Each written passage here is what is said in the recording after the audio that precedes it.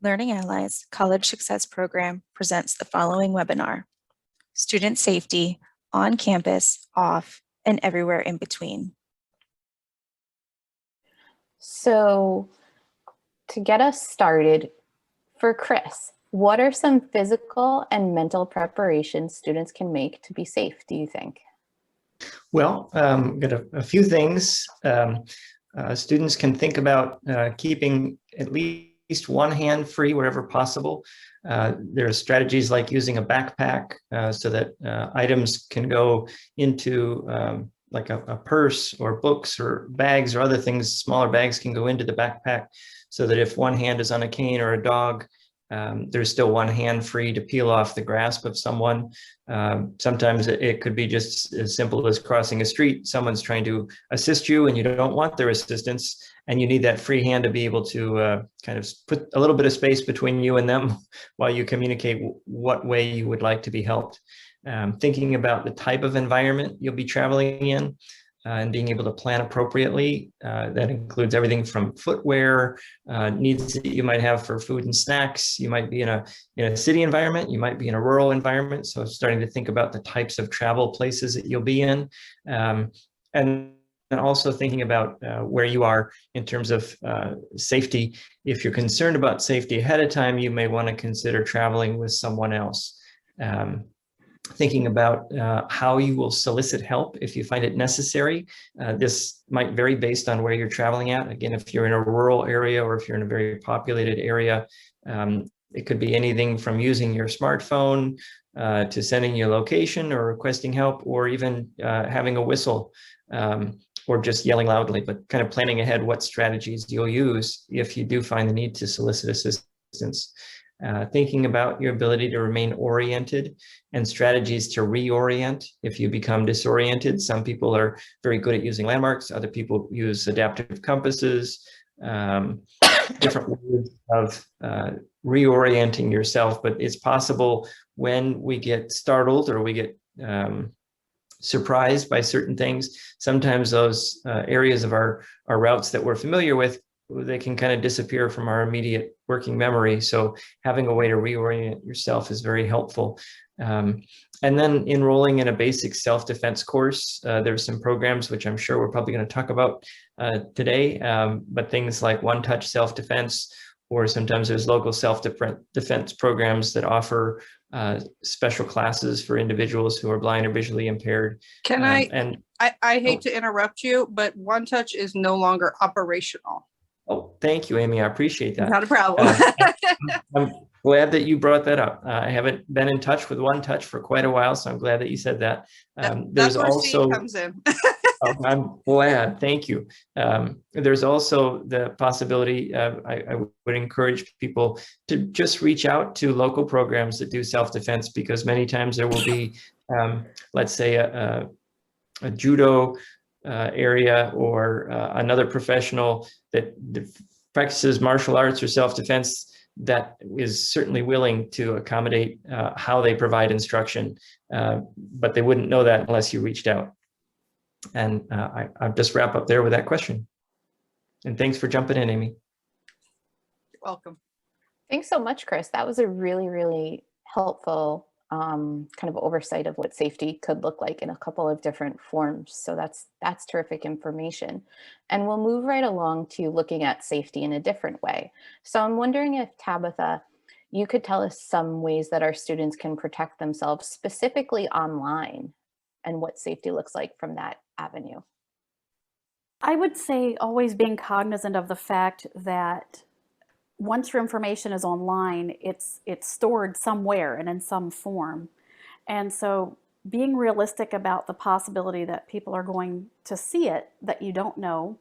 And so I'd recommend that people are careful with what they reveal and how much, personally identifying information that you put on places like Facebook or other social media platforms. For example, I know a lot of people will post that they're on vacation and other things, where I prefer not to do that because I feel like it lets everyone know she's not home with anybody. Not that I assume that people who are criminals or whatever are reading my posts, but I don't know. And so I'd advise that as far as caution online. Also, if you meet people online, this sort of, I guess, diverges from being offline in a way, but if you meet people, be sure to be in a public place, follow good strategy planning, make sure that friends know that you're meeting someone and where, and honestly, that the person you're meeting, whether it's for dating or whatever, knows that people know that you're meeting someone. And to me, it would be a red flag if they weren't okay with that. But those are a couple of the strategies that I can think of, is just, being cognizant of what you post and being careful if you do meet people. Awesome. I think that's terrific. And I think, especially now for everybody who's we're doing a lot from home still. So having an eye towards online safety, I think, is really, really important. So thank you for sharing that with us. Now we're thinking a little bit about sometimes things, despite our best efforts, can go wrong. And so students might find themselves in questionable situations. So for Amy, what can students do if they find themselves in a dangerous situation? One of the, trying to find my wording, of course. When you're in a situation that you have decided is a dangerous situation for you to be in, you're going to want to either figure out where's your quickest exit and get out of there. Try to, if there's somebody that you can, that's close to you, maybe you're at a group setting where there's a few of you and you're just not feeling comfortable, get out of there.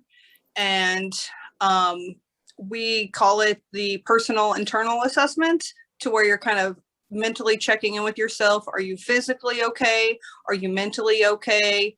And going from there. And if it's a situation that escalates, that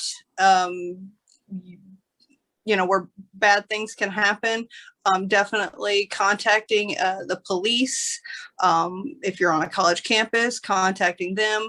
I would recommend contacting both, just to make sure that everything's taken care of and aware of the situation that is going on, because you might get out of the situation, but there might be, somebody else coming down the road that could end up in the same situation. So contacting proper authorities is extremely important in those situations.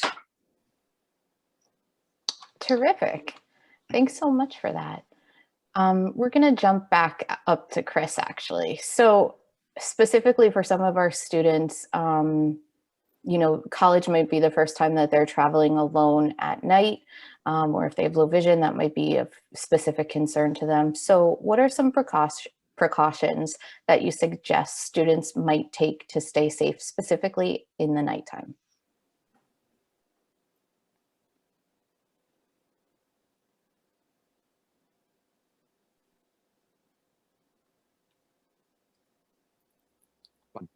Enter full screen button.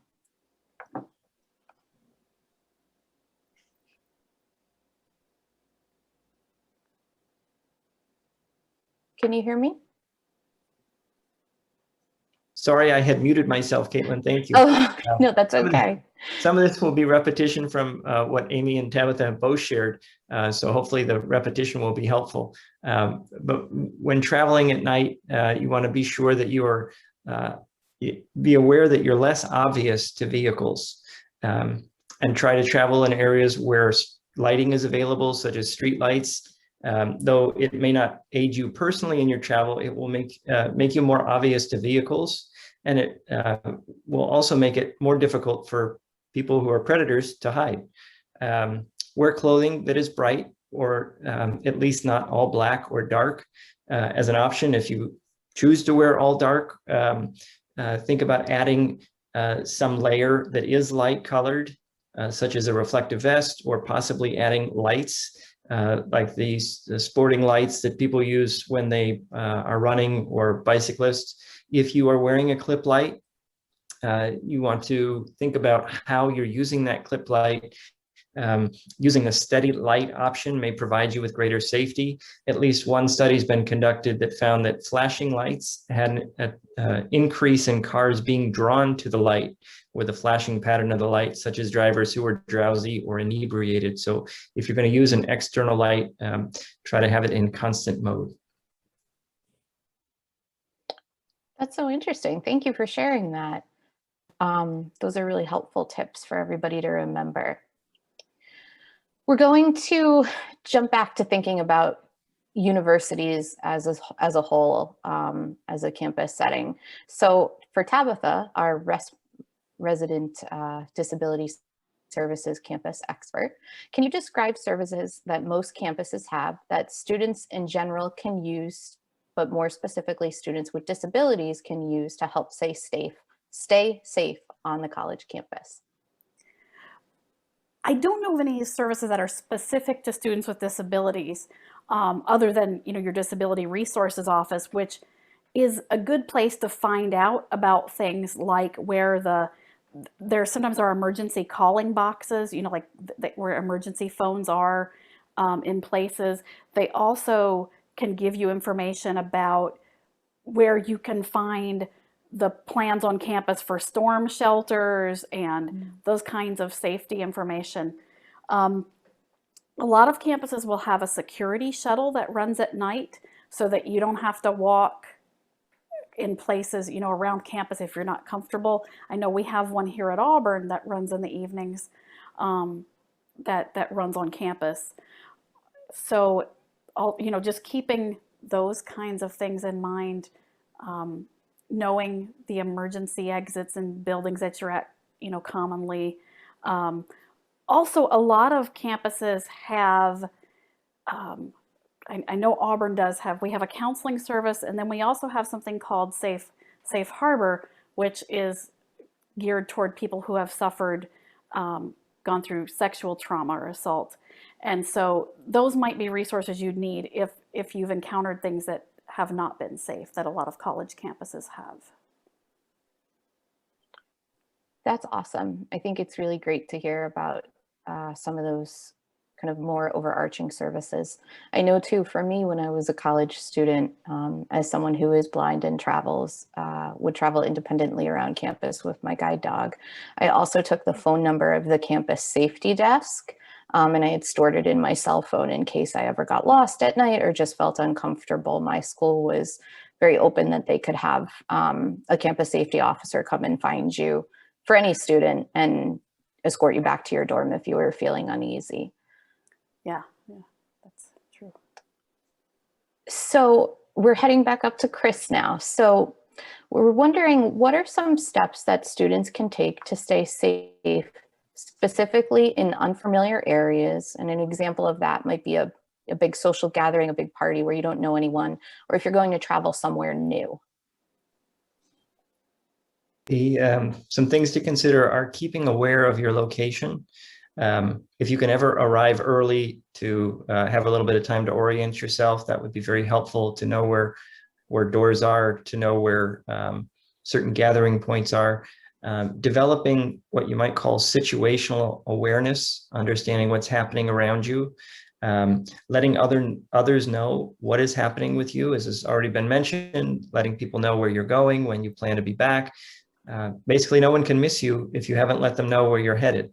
And so you want to be missed if you're not back when you expect to be.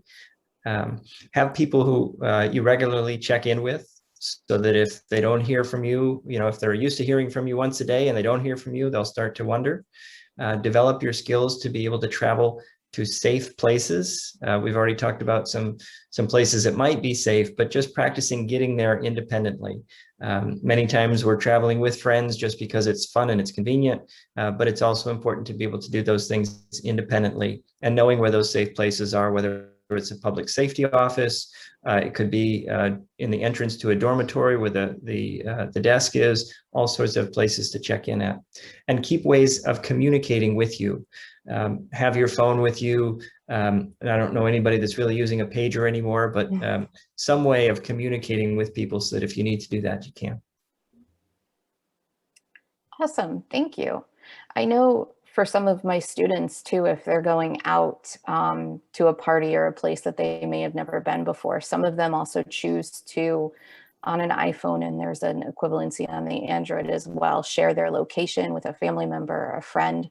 So this way they can be tracked if necessary, exactly where they're gonna be, and if they've reached their destination or not as well. Very helpful. Yes, thank you, Caitlin. So our last question goes to Amy, actually, and that is particularly, we're talking about things we can do to keep ourselves safe and stay safe. But if there is a dangerous situation, what supports exist that people might be able to access after that dangerous situation? There is a wide variety of resources out there depending on what type of situation that you have encountered. There is, well, one, obviously you'd want to connect with your local police resources. They're going to know specifically in your area what type of services that you may be able to use that could be beneficial. And then in terms of really looking at that, personal internal assessment and evaluating, physically, am I okay? What do I need to do with that? But there's also the mental aspect that, if you could physically be okay, but mentally not okay. So I would suggest for seeking out counseling services. Oftentimes, college students can receive free counseling, and you could use that as a resource. There's different support groups out there that you could participate in. But those would be some of my top ones. Also, after an event like that or an experience like that, not only just checking in with yourself after it's exactly happened, but even checking in again with yourself after a couple of days, especially with the physical aspect. Your adrenaline can be going so high. You're had this experience and when you take a day or two to really calm down, you could, be like, oh, where'd that bruise come from, type of thing. So making sure that you're physically healthy, mentally healthy, and then following those proper channels of resources would be my biggest suggestions. Terrific, thank you. So we have just 2 more questions left, and these are sort of for all of you. It's kind of, I'll do it as a part 1, part 2. So if we're thinking about everything, all the great information you guys have shared today, what would you say your top piece of advice about safety is? And what is the one thing you would want a student to remember about this webinar? And whoever would like to start, by all means.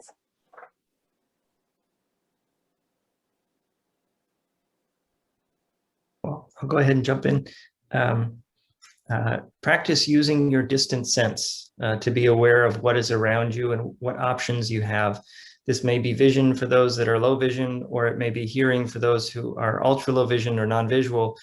For those who are deafblind, using your understanding of the environment to make reasonable assumptions about where possible exits are, other people to solicit aid from if necessary. I was always taught that looking confident is part of staying safe, because if you don't look like a victim, you're less likely to be picked on. And so I suggest knowing the area.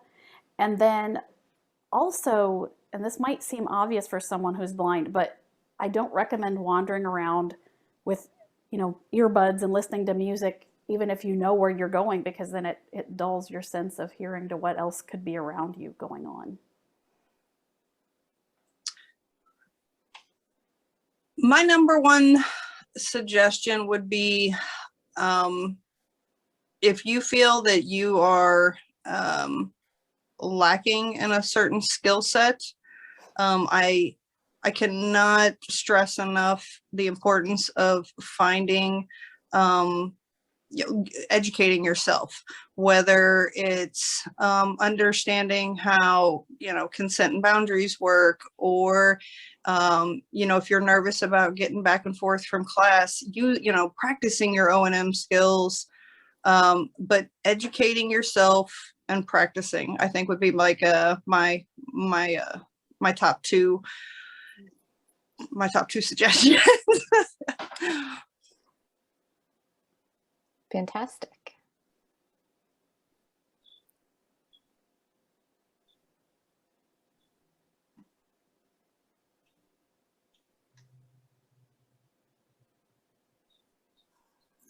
I think my biggest one would be like, as far as the takeaways from this would be, there are resources out there in terms of safety and self-defense.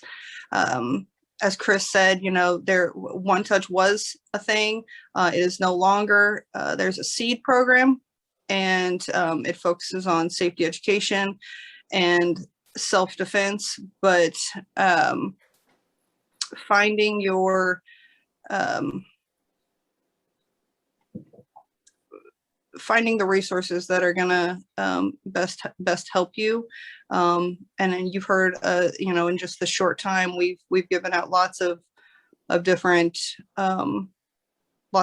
information for you, but just take one and run with it. And if that doesn't work, try another one. Just keep trying.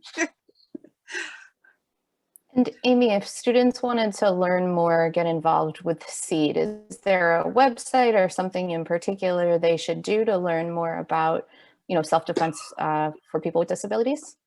Absolutely. We have a website. It is called Strive for You. It is the number 4, striveforyou.org.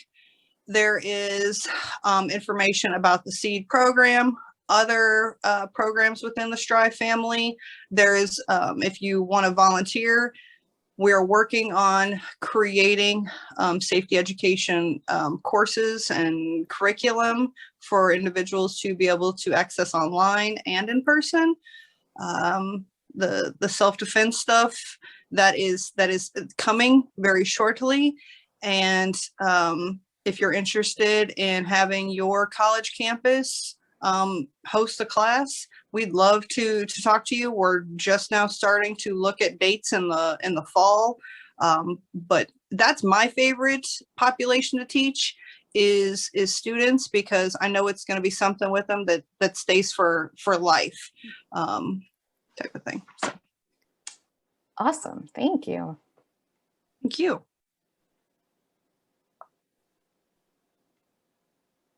And thank you. And all if you listeners. like, and if you guys like writing, please volunteer. I need writers. I'm not a writer. I'm a talker.